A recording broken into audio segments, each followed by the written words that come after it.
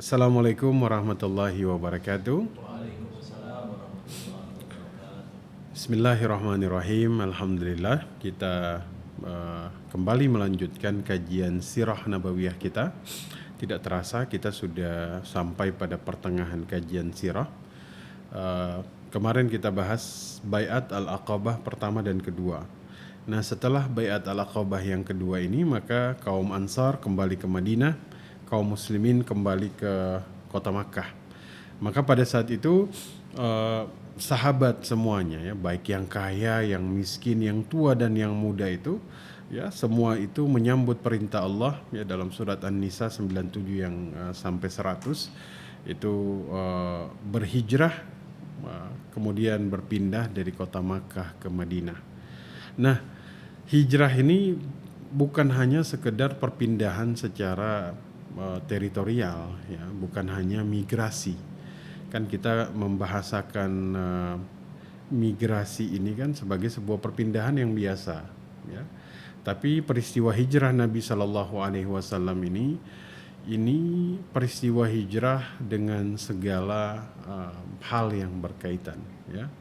Maksudnya ini perjuangan yang sangat besar ya, bukan hanya berpindah secara tempat dan lokasi saja ya, tapi ini adalah sebuah bentuk dari perjuangan untuk menghadapi perlawanan dari kaum musyrikin yang semakin meningkat di kota Makkah. Maka Rasul Shallallahu Alaihi Wasallam dan para sahabatnya itu mereka pindah ke kota Madinah. Hijrah bukan melarikan diri. Hijrah bukan melarikan diri, tapi hijrah ini sebuah persiapan perpindahan yang kemudian didasari untuk mempersiapkan diri sebagai bekal kehidupan akhirat. Maka Allah berfirman dalam surat Al-Hajj, "Walladzina hajaru fi sabilillah thumma qutilu aw matu la yarzuqannahumullahu rizqan hasana wa innallaha lahuwa khairur raziqin." Ya, orang-orang yang hijrah di jalan Allah ya, kemudian mereka dibunuh atau benar-benar mati karena menghadapi konsekuensi dan resiko yang muncul, maka Allah itu akan memberikan rezeki yang baik bagi mereka. Ya, kita membahasakan rezeki dari Allah di sini adalah mendapatkan kemuliaan surga, karena Allah sebaik-baik pemberi rezeki. Nah, jadi kemudian kita tahu bahwa Nabi itu kan tidak melarikan diri. Sahabat tidak lari dari tekanan, tapi memang betul-betul berpindah ke sebuah tempat yang dimana mereka bisa mempersiapkan bekal akhirat dengan lebih baik. Dan Nabi itu, beliau tuh menunggu sampai semua sahabatnya itu hijrah, baru beliau hijrah ya. Betapa kemudian integritas seorang Nabi Muhammad itu betul-betul kita kenang sebagai seseorang yang luar biasa, bukan hanya sebagai seorang Rasul, tapi pemimpin yang memang betul-betul memperhatikan keadaan dan kondisi dari umatnya pada saat itu. Ya, beliau tuh hijrah ketika dipastikan semua sahabatnya itu telah berangkat menuju Madinah. Ya, ini bukan melarikan diri. Kalau melarikan diri, beliau ikut bersama sahabat pada saat itu. Tapi lagi-lagi Nabi Shallallahu Alaihi Wasallam itu justru mementingkan keselamatan dari umatnya, baru kemudian beliau melakukan hijrah. Ya, sama seperti kapal. Nahkoda tidak meninggalkan kapal untuk yang pertama kali, tapi dia meninggalkan kapal ketika semua penumpang sudah dipastikan selamat. Ya, ini luar biasa. Ya, sehingga pada saat itu memang nanti kita akan bahas di kesempatan yang berikut detailnya. Ya, kita akan bahas detail tentang hijrah ini secara detail. Cuman sebagai mukaddimah bahwa yang tersisa ya termasuk Rasul, Abu Bakar dan Ali bin Abi Thalib. Ya. Nah, kita lihat secara umum peristiwa ini dulu, bahwa hijrah dilakukan ketika kemudian dakwah itu tertutup sama sekali di kota Makkah. Ya, jadi sebelumnya kan sudah mengalami 2 hijrah ke Habasyah ya, kita sudah bahas di sini. Ya, maka kemudian kesempatan untuk hijrah untuk berdakwah di kota Makkah itu benar-benar tertutup. Ketika kemudian diketahui bahwa mereka ini betul-betul ingin menghentikan dakwah dengan membunuh Nabi Muhammad sallallahu alaihi wasallam. Ya, dan itu kan Abu Talib ini wafat 3 tahun sebelum hijrah, ya. Dan istri beliau wafat. Ya, maka strategi atau rencana hijrah ini sudah mulai disusun oleh Nabi sallallahu alaihi wasallam. Ini sebelumnya juga dakwah begitu sulit di sana, ya, dari cobaan yang dihadapi oleh kaum muslimin, ya. Tapi kemudian saat itu Allah tidak memerintahkan Rasulnya untuk hijrah, hingga kemudian memang dakwah dirasa sudah begitu berat, ya, pintunya sudah sangat sulit untuk dilakukan, maka Allah perintahkan kaum muslimin untuk hijrah, ya. Maka jika kemudian seseorang dia menemukan bahwa dakwah begitu sulit, ya mungkin dia perlu hijrah untuk kemudian berpindah untuk mencari sebuah tempat yang memang menerima Islam. Nah, kedua, ya memang Madinah ini dipilih untuk menjadi tujuan utama, bukan Habasyah, ya, Madinah, ya. Kenapa? Karena memang Allah itu yang menginginkan bahwa Madinah ini menjadi tujuan hijrah, ya. Mungkin beda dengan Habasyah. Habasyah ini kan Ethiopia, ya. Ethiopia. Kulturnya mungkin tidak sama seperti Madinah yang masih satu kultur dengan Makkah, ya. Maka kemudian karena kulturnya sama, ya itulah kemudian kaum muslimin ini tidak terlalu sulit untuk beradaptasi, ya, sehingga kemudian Allah memerintahkan untuk ke Madinah bukan ke Habasyah. Dan di Madinah ini jaminannya itu lebih kuat, ya, karena Baiat al-Aqabah pertama dan kedua itu sudah dapat jaminan bahwa mereka menerima, ya, sehingga kemudian ya, di Habasyah ini mungkin Raja Najash masih hidup, tapi bagaimana kalau beliau wafat? Ya, itu kan kita pelajari bahwa dulu Mesir itu kan menerima Nabi Yakub alaihissalam dengan keturunannya, karena pada saat itu masih ada Nabi Yusuf, dan tekanan ini terjadi setelah Nabi Yusuf wafat.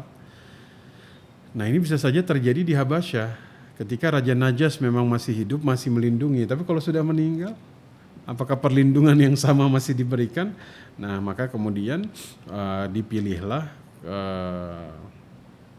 Madinah, ya, sebagai tempat untuk hijrah, ya. Jadi kita nanti akan menemukan bahwasanya memang faktor pendorong untuk hijrah ini sudah semakin kuat, ya. Tekanan tuh semakin dahsyat, ya. Tekanan semakin dahsyat. Quraisy itu semakin terbuka untuk melancarkan serangan kepada Nabi Shallallahu Alaihi Wasallam. Orang-orang beriman, siapapun yang mengikuti Nabi itu semuanya kemudian mengalami intervensi intimidasi ini. Maka Rasul itu akhirnya kemudian memilih Madinah sebagai tempat terakhir, ya.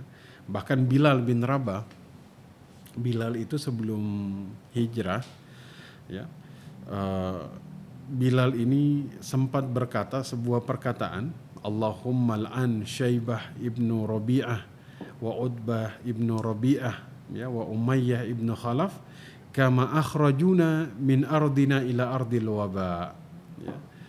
Jadi wahai Allah, laknatlah, kata Bilal bin Rabah, laknatlah Syaibah bin Rabi'ah, Utbah bin Rabi'ah, Umayyah bin Khalaf, sebagaimana kami ini keluar dari negeri kami ke negeri wabah. Jadi Madinah itu dulu terkenal sebagai kota wabah. Jadi itu dulu tuh segala wabah penyakit itu masih kota Madinah. Kecuali taun, itu nggak akan bisa masuk kota Madinah karena dijaga oleh malaikat. Ya, jadi yang menyamakan antara corona ini beda dengan taun. Corona masuk, iya, karena dia bukan taun. Ya, jadi Madinah itu dari dulu adalah kota wabah memang.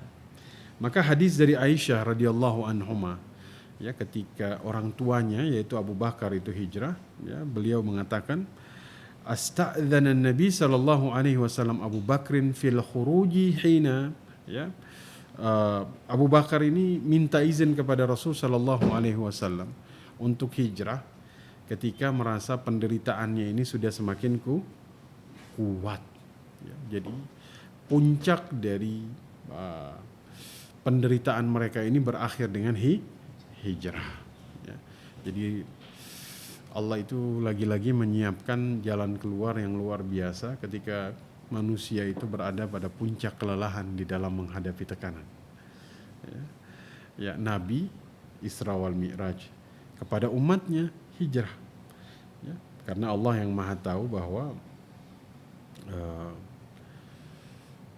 umatnya ini dulu punya batas kemampuan untuk menghadapi tekanan. Nah, kemudian pembesar Quraisy ini menganggap Rasul itu pendusta. Ya. Mereka tuh sudah kemudian melabelkan Nabi ini seorang pendusta. Ya, dalam kondisi seperti ini kan agak sulit kemudian beliau berbicara kebenaran ketika kemudian pembesar Quraisy, ya, pembesar yang mengatakan bahwa beliau pendusta, maka itu mempengaruhi sebagian besar kaum pada saat itu. Ya, banyak dalil yang kemudian menjadi hujah atau bukti ketika beliau kemudian dilabeli sebagai pendusta oleh pembesar Quraisy. Ya. Nah, karena keadaan ini membuat kaum muslimin itu takut, khawatir. Ya, mereka itu kena fitnah yang lebih besar, maka kemudian mereka pergi membawa jiwa dan agama mereka, Masya Allah. Ya. Jiwa dan agama mereka bawa menuju Allah dan Rasulnya karena khawatir kena fitnah. Ini luar biasa. Karena ingin melindungi jiwa dan agama mereka. Maka kata Aisyah, ya, kanal mu'minuna yafirru ahaduhum bidinihi ilallah ta'ala wa ila rasulihi sallallahu alaihi wasallam mukhafata ayyuftana alaih. Mukhafata ayyuftana alaih. Mereka takut mendapatkan fitnah. Jadi betul-betul menjaga agamanya, betul-betul menjaga jiwanya agar tidak kena fitnah. Beda dengan zaman sekarang, banyak dari manusia justru membawa diri dan agamanya menuju fitnah. Dulu tuh mereka hijrah karena takut diri dan jiwanya, agamanya itu kena fitnah. Ya, bahkan kata Khabbab radhiyallahu anhu, hajarna ma'an Nabi sallallahu alaihi wasallam naltamisu wajhallahi fa waqa'a ajruna 'ala Allah. Kami hijrah tuh ingin mencari wajah Allah, ingin cari keridhaan Allah sehingga kami dapat ganjaran yang benar-benar di sisi Allah Subhanahu wa taala. Nah, maka kemudian pilihannya adalah Madinah karena Nabi bersabda, ra'aitu fil manami. Nabi melihat dalam mimpinya. Ya, kalau Nabi yang bermimpi, wahyu. Ya, ada beberapa riwayat. Nabi Yusuf bermimpi, wahyu. Kalau kita yang bermimpi, nah ini bunga tidur. Ya, cuma mimpi. Kalau kita cuma mimpi. Tapi kalau Nabi, para Nabi itu wahyu. Ya, itu dalam hadis dikatakan, ra'aitu fi manami anni ahajiru bi Makkah ila ardi biha nakhlun. Ya, aku pernah bermimpi untuk berhijrah dari Makkah menuju sebuah tempat yang ada nakhlun, pohon kormanya. Ya, pohon kormanya. Fadhahaba wa haliya ila anna hal yamamah au hajaru fa idza hiya al madinatu Yathrib. Ya. Aku mengira itu Yamamah, ya, atau al-hajar. Ya, namun ternyata itu Yathrib. Yathrib ini nama lain dari kota Madinah, ya, kota Madinah. Ya, atau dalam hadis yang lain Nabi itu diperlihatkan, ya, negeri hijrah kalian, kata Nabi. Inni araitu dara hijratikum. Aku diperlihatkan tempat negeri untuk kalian hijrah. Apa itu? Ra'aitu dzata nakhlin baina labatain. Ya, aku melihat negeri yang punya pohon korma di antara dua harrah. Ya, maka pada saat itu mereka tahu bahwa tempat yang Nabi maksudkan adalah Madinah. Ya. Begitu juga sebagian yang sudah berada di Habasyah, semua juga berangkat menuju Madinah. Dari Makkah menuju Madinah, yang lagi di Habasyah juga menuju Madinah, menuju tempat yang kemudian Nabi katakan, ya. Di sana sudah ada siapa duluan? Mus'ab bin Umair. Ya. Beliau adalah orang pertama yang kemudian sudah sampai ke sana. Ya, dan Abdullah bin Umi Maktum, ada 2 orang. Ya, ini kalau kata Ibnu Ishaq dan Ibnu Sa'ad menyebutkan, ini ada beda. Mereka bilang itu Abu Salamah bin Al-Asad, ya Musa bin Uqbah. Itu mengatakan bahwa beliau memilih pendapat yang mengatakan Abu Salamah. Padahal memang pada saat itu hijrahnya ini dari 2 sisi. Ya, kalau Abu Salamah pertama kali hijrah ke Madinah untuk menghindari penindasan kaum kafir Quraisy. Kalau Mus'ab orang pertama hijrah karena memang niatnya menetap di Madinah dan atas perintah Nabi. Ya, pada saat itu memang semua kemudian pindah pelan-pelan, ya, berpindah, ya, termasuk kemudian Sa'ad bin Abi Waqqas, Ammar ibnu Yasir. Ammar ibnu Yasir ini kan keluarganya Ammar yang ibundanya yaitu Sumayyah yang sudah kita bahas, ya, itu awal syahidati fil Islam, ya, seorang wanita yang pertama kali, bukan hanya wanita tapi kaum muslimin justru yang pertama kali syahidah itu ya Sumayyah, ya, itu luar biasa. Ya, tidak mau lisannya ini dikotori dengan kalimat kufur, memilih nyawanya dikorbankan. Zaman sekarang berubah, banyak yang mengucapkan kalimat-kalimat yang jauh dari agama ini. Ya. Ya, termasuk nanti Umar, ya, Bilal, ya. Maka kemudian kaum musyrikin itu ketika mendengar kabar hijrah ini, ya tentu mereka kemudian sangat marah sekali pada saat itu. Ya. Ini termasuk salah satu peristiwa yang sangat kemudian menimbulkan kemarahan dari mereka. Ya. Bahkan mereka itu ingin yang di Madinah ini kembalikan lagi ke Makkah. Ya.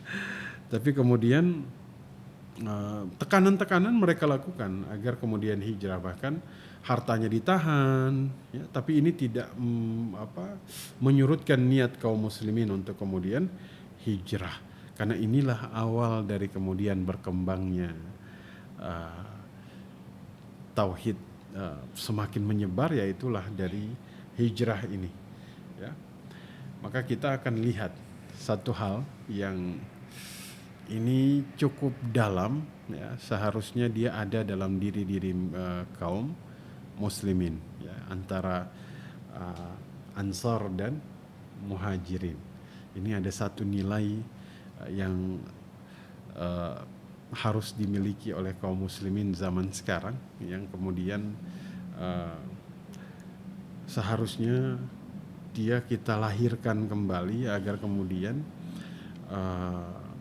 kita bisa menghasilkan sesuatu yang besar. Seperti itu. Saya minum dulu. Ini dari tadi dipegangin soalnya. Baru diminum sekarang. Bismillah.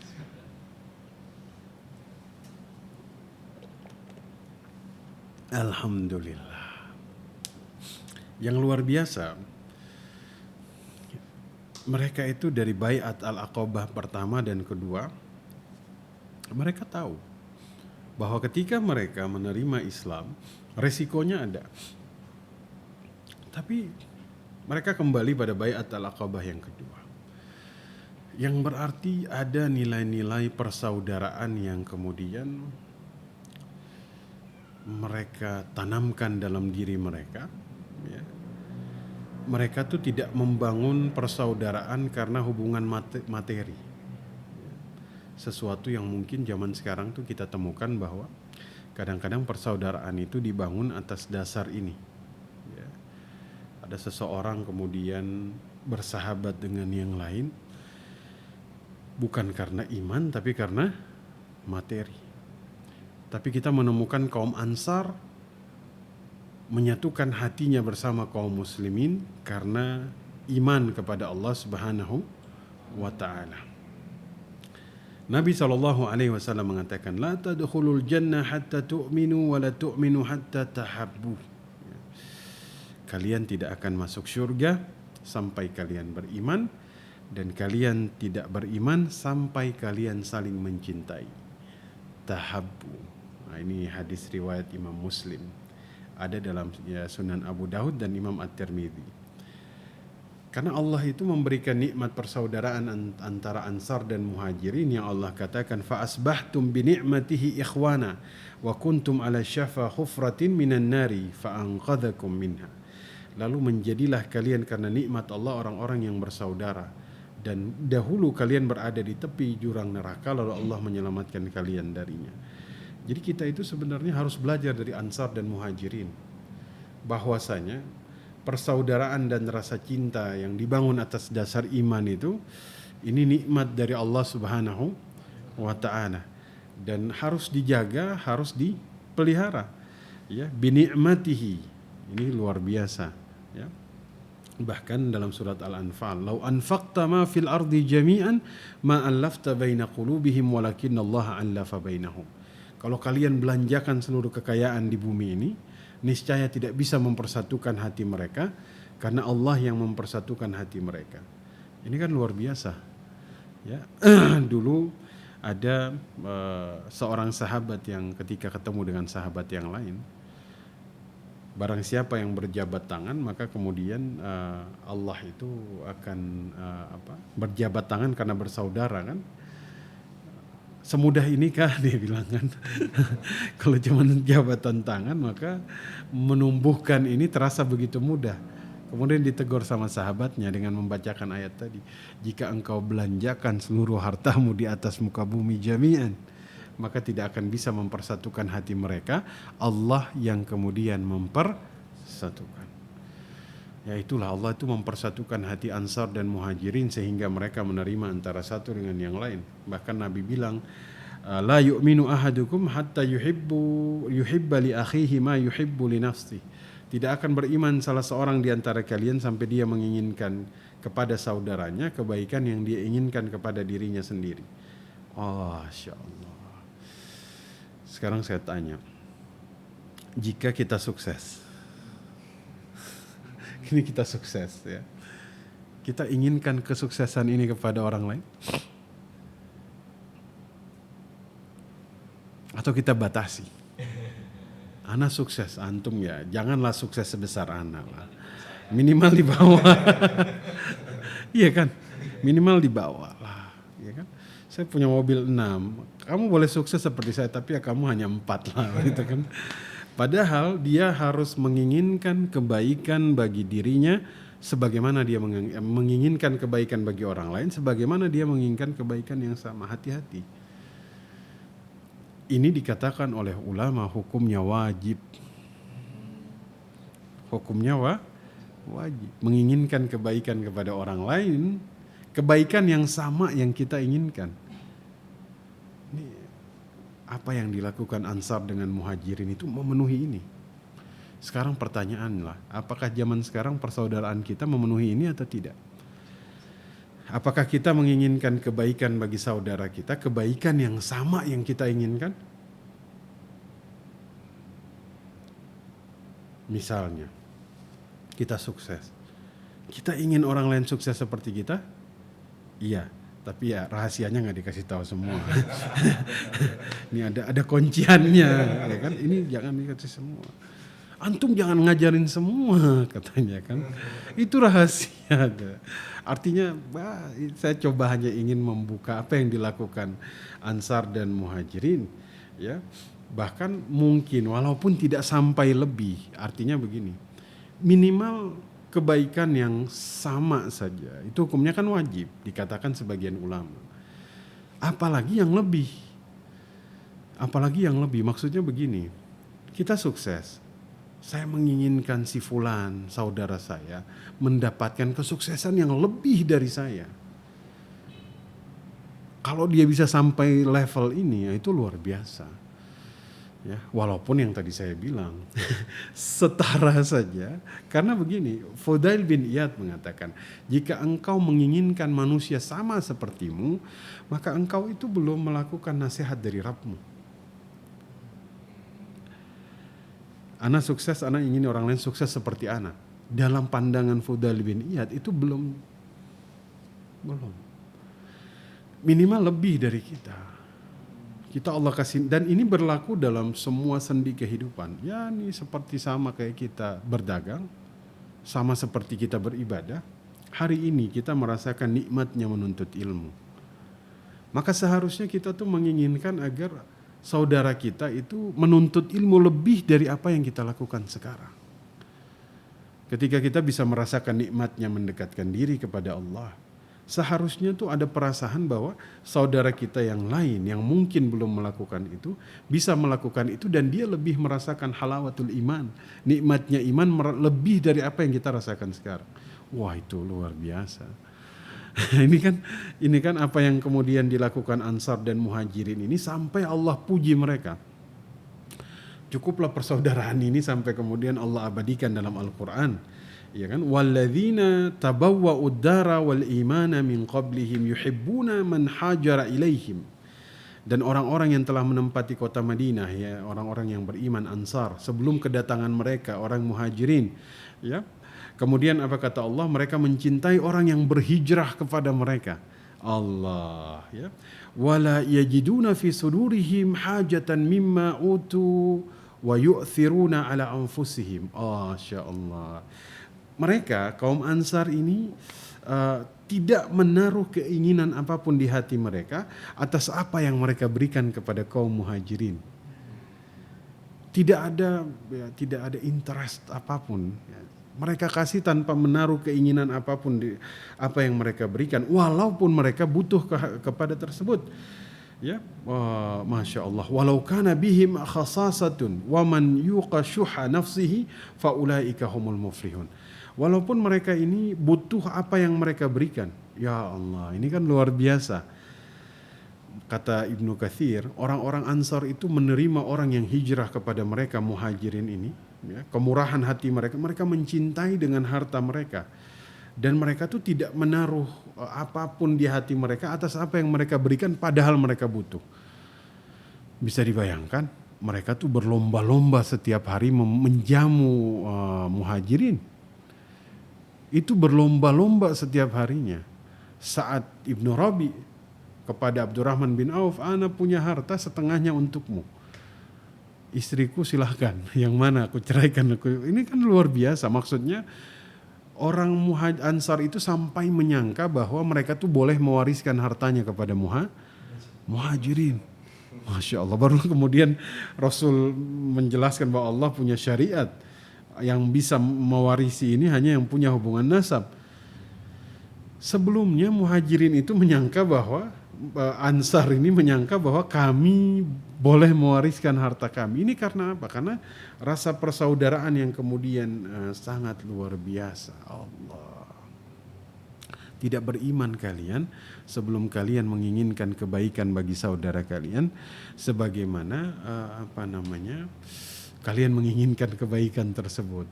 Bahkan dikatakan oleh sebagian ulama, dia berdosa jika dia tidak punya perasaan ini dalam hatinya. Ya. Cukuplah kaum Ansar itu sampai dipuji Allah di dalam Al-Quran karena punya perasaan ini. Ya, saya doakan mudah-mudahan kita bisa lebih. Ya, kita bisa merasakan, misalnya kita belajar, merasakan nikmatnya menuntut ilmu. Sampai pada satu tahap kita mungkin bisa Allah turunkan sedikit pemahaman. Ya Allah, mudah-mudahan di luar sana lebih paham dari ana. Masya Allah. Ini kan hubungan individualistis masyarakat itu membatasi kita tuh untuk kemudian menginginkan kebaikan kepada orang lain lebih dari kita kan. Nah, maka kemudian Ibnul Arabi, ya ini saya ingin mengutip sebuah kisah yang luar biasa untuk menutup kajian kita tentang sirah pada hari ini. Perang Yarmuk. Perang Yarmuk itu Ikrimah bin Abi Jahal, Suhail ibnu Amr, Al-Harith bin Hisham, ya, dan ada beberapa dari kelompok Mughirah, Bani Mughirah. Mereka tuh sekarat semua. Maka kemudian dibawakan air kepada mereka satu persatu. Ya.